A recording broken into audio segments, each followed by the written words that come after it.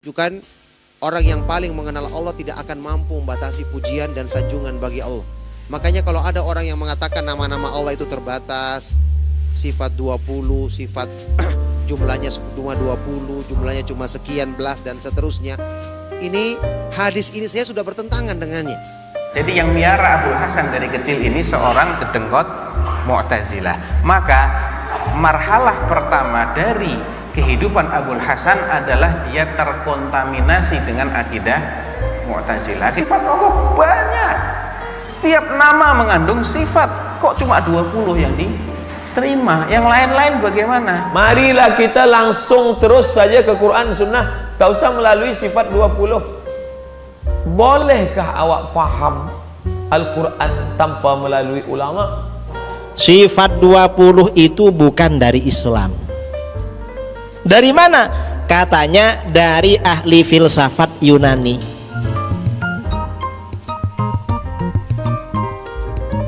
Yaitu Rasulullah Shallallahu Alaihi Wasallam telah bersabda tentang ini di dalam hadis Sahih riwayat Imam Muslim yang tadi saya sebutkan. La uhsi thana'an 'alaika anta kama athnaita 'ala nafsik.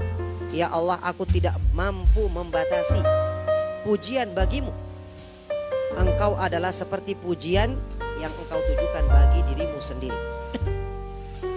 Ini menunjukkan orang yang paling mengenal Allah tidak akan mampu membatasi pujian dan sanjungan bagi Allah. Makanya kalau ada orang yang mengatakan nama-nama Allah itu terbatas, sifat 20, sifat jumlahnya cuma 20, jumlahnya cuma sekian belas dan seterusnya. Ini hadis ini saya sudah bertentangan dengannya. Ya, bagaimana bisa membatasi zat yang maha sempurna? Kalau Rasulullah SAW mengatakan saja saya tidak mampu membatasi, masa ada orang yang membatasinya dengan jumlah bahkan yang sangat sedikit, cuman 20, cuman belasan dan seterusnya. Nama Allah yang Asmaul Husna yang 99 saja sudah jelas-jelas membantah pembatasan tersebut, karena setiap nama mesti mengandung sifat. Ini saja yang 99 bukan merupakan pembatasan. Jadi begini, ada namanya akidah Asy'ariyah. Akidah Asy'ariyah itu disandarkan kepada Abul Hasan Al-Asy'ari. Siapakah Abul Hasan Al-Asy'ari? Abul Hasan Al-Asy'ari ini adalah orang yang melewati 3 jenjang dalam hidupnya.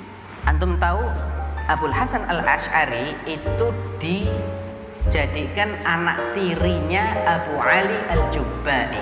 Abu Ali Al-Jubba'i adalah dedengkot Mu'tazilah, tokoh Mu'tazilah. Dia menikah dengan ibu kandungnya Abul Hasan. Jadi yang miara Abul Hasan dari kecil ini seorang dedengkot Mu'tazilah. Maka marhalah pertama dari kehidupan Abul Hasan adalah dia terkontaminasi dengan akidah Mu'tazilah. Akidah Mu'tazilah itu dalam bab sifat, dia menafikan sifat-sifat Allah dan hanya menetapkan nama. Jadi nama kosong, nama nggak pakai sifat.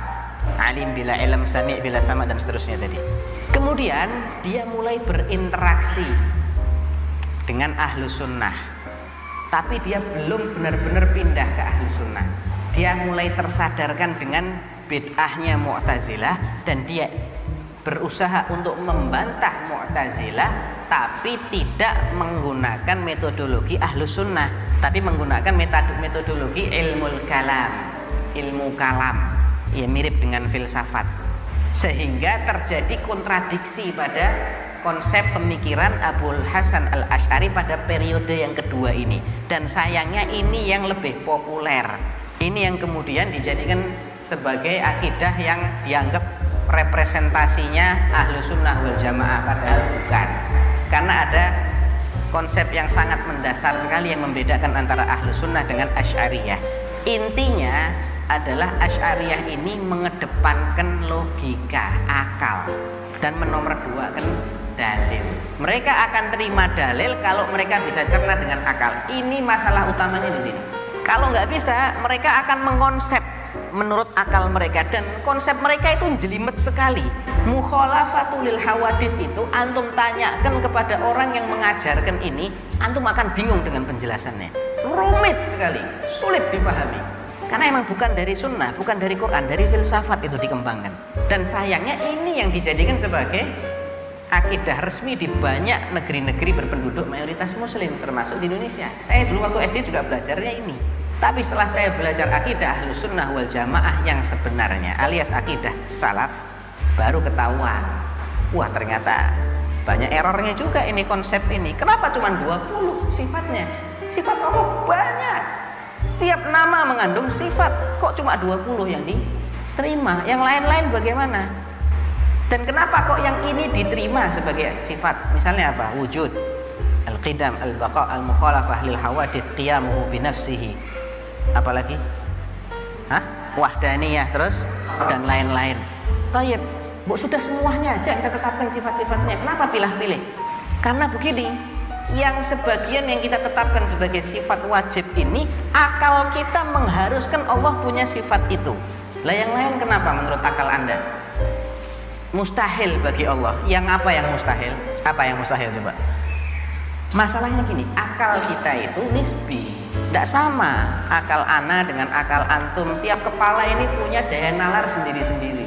Kalau akal manusia dijadikan sebagai tolok ukur, akhirnya versinya banyak banget. Yang dianggap masuk akal oleh sebagian orang, dianggap tidak masuk akal oleh orang lain. Contoh, gampang aja, di masa yang sama, peristiwa Isra masuk akal menurut Abu Jahal, dan dedengkot-dedengkot orang kafir masuk akal? Enggak. Menurut Abu Bakar masuk akal. Lah kenapa jadikan akal sebagai tolok ukur? Sudah, tolok ukurnya dalil saja. Kalau akal nggak bisa mencerna, memang itulah konsep keimanan. Jangan semua konsep keimanan suruh paham. Gampang kan akidah Ahlus Sunnah? Nggak susah kan? Gitu loh. Jadi yang pencetuskan sumbernya dari itu, dari filsafat, dari ilmu kalam. Dan ilmu kalam itu mulai meracuni akidah kaum muslimin seiring dengan diterjemahannya kitab-kitab filsafat Yunani. Itu di masa Daulah Abbasiyah itu marak sekali itu. Penerjemahan kitab-kitab Yunani itu yang menjadi pencetus lahirnya akidah-akidah yang menyimpang ini. Jadi bid'ah itu terjadi dalam perkara akidah juga.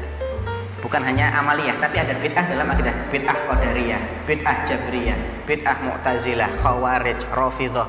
Itu mulai dari akidah, nanti akhirnya melahirkan ritual-ritual yang bid'ah juga. Marilah kita langsung terus saja ke Quran Sunnah, tak usah melalui sifat 20.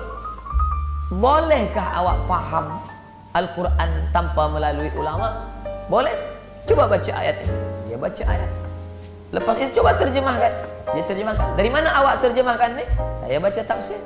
Tafsir itu siapa? Ulama. Tafsir pimpinan Ar-Rahman kepada pengertian Al-Quran. Kita boleh paham sebab ulama yang bantu kita, tolong kita pahamkan Al-Quran ini. Bila ulama tak ada, mana kita boleh paham ayat ini? Siapa? Syekh Abdullah bin Muhammad Basameh. Beliau yang tolong kita, bantukan, tolong kita boleh faham ayat ini. Wa idh qala Ibrahimu li abihi, dan ingatlah ketika Nabi Ibrahim alaihissalam berkata kepada bapanya Azar, tatutkah engkau menjadikan berhala-berhala sebagai Tuhan-Tuhan? Sungguhnya engkau. Maka pada saat itu kita kembali kepada Al-Quran melalui Syekh Abdullah bin Muhammad. Bila dia tak ada, kita tak boleh faham. Begitu juga dengan sifat Allah. Bagaimana kita mengenal Allah? Melalui Quran. Boleh awak faham Allah melalui Quran saja? Tidak. Datang ulama menyusun. Maka datanglah sifat 20. Wujud, qidam, baqa, mukhalafatul hawadits, qiyamuhu bi nafsi, wahdaniyah, qudrat, ilmun, ayat, sama, basat, kalam, sifat ma'ani, sifat ma'nawiyah, sifat salbiyah. Maka itu semua ulama yang susunkan. Ulama ini terbagi kepada 3. Ada ulama akidah, ada ulama fiqh, ada ulama akhlak. Ulama akidah, dia cerita tentang Allah, bercerita tentang malaikat, bercerita tentang akhirat, bercerita tentang surga, bercerita tentang neraka. Ini ulama akidah, ulama tauhid. Sedangkan yang kedua ulama fiqh, dia mengkaji masalah halal, haram, makruh, mubah, fiqh sembahyang, fiqh puasa, fiqh haji, fiqh umrah, fiqh zakat, fiqh muamalah, utang piutang, gadai menggadai, fiqh nikah, talak, raja, rujuk, talak 1, talak 2, talak 3. Nah, ini fiqh. Sedangkan ulama yang ketiga akhlak, disebut juga dengan tasawuf. Bagaimana mensucikan hati daripada riya, sum'ah, ujub, takbur, syirik. Lepas bersih hati barulah diisi dengan ridha, tawakal. Maka kita dimanapun mengkaji tak keluar daripada yang 3: akidah, fiqh, dan akhlak. Maka siapa yang ikut kajian sifat 20, maka dia sedang mengkaji daripada ulama. Nah, ini isu-isu yang disampaikan oleh Wahabi tentang sifat 20. Apa kata mereka? Sebagian mereka bilang sifat 20 itu bukan dari Islam. Dari mana? Katanya dari ahli filsafat Yunani. Kata mereka, ini pelecehan kepada umat Islam, pelecehan kepada para ulama. Mengapa? Para ulama kita ini lebih cerdas daripada bangsa-bangsa sebelum Islam, dan keyakinannya lebih kuat daripada umat-umat sebelum Islam. Keyakinannya lebih kokoh. Gak mungkin mengadopsi dari orang-orang di luar Islam dalam urusan akidah. Gak betul itu, sama sekali gak betul. Sifat 20 ini dasarnya ya Al-Quran, hadis. Ini yang pertama. Ada lagi orang Wahabi yang bilang, apa kata mereka? Ustadz, kenapa sifat wajib bagi Allah 20?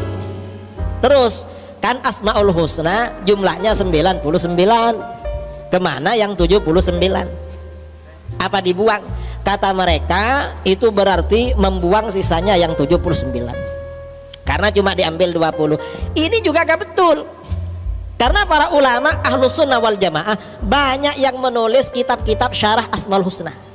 Imam Al-Ghazali punya kitab namanya Al-Maqsadul Asna fi Syarhi Asma'illahil Husna. Apa kata beliau?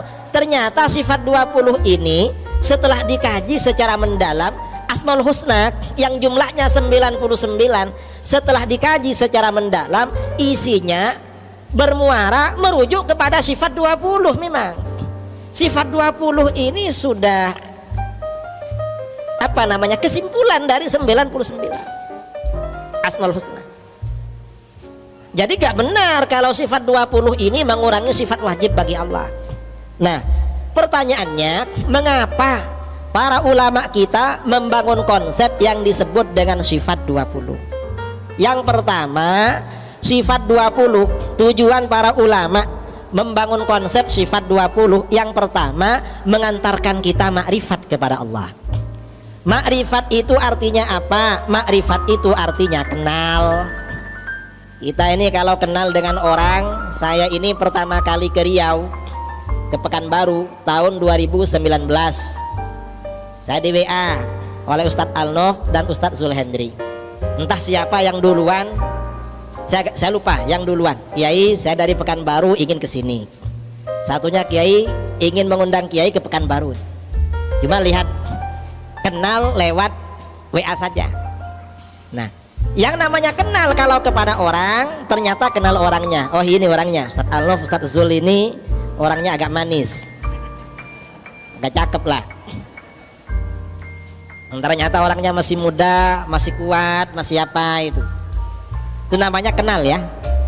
Kalau kita ini kenal kepada Allah, kita ini kan wajib kenal pada Allah, wajib yakin. Cuma di dunia kita gak bisa melihat Allah, melihat besok di akhirat kalau masuk surga. Maka bagaimana? Kenal kepada Allah adalah melalui sifat-sifatnya, dan itu sifat 20. Jadi sifat 20 yang mengantarkan. Jadi yang pertama. Yang kedua, mengapa 20? Mengapa gak lebih dari 20? Kata para ulama, sifat 20 ini batas kemampuan akal manusia dalam rangka makrifat pada Allah. Lebih 20 kita gak mampu. Kata para ulama, paling mampu kita 20, lebih dari 20 gak mampu. Yang ketiga, mengapa sifat 20? Sifat 20 ini juga merespon penyimpangan aliran di luar Ahlus Sunnah wal Jamaah. Ini yang jawaban, tanggapan, respon. Yang keempat, mengapa sifat 20? Sifat 20 ini jawaban terhadap soal-soal yang mendasar tentang Allah. Kita ini kalau berkenalan dengan orang, siapa namamu? Dari mana asalmu? Tinggal di mana sekarang? Umur berapa sekarang? Kerjanya apa? Kan begitu. Sifat 20 itu juga begitu. Sehari semalam kita ini diperintahkan dan dianjurkan beribadah pada Allah. Mau ke masjid baca doa, mau naik masjid baca doa, turun dari masjid ada doanya lagi.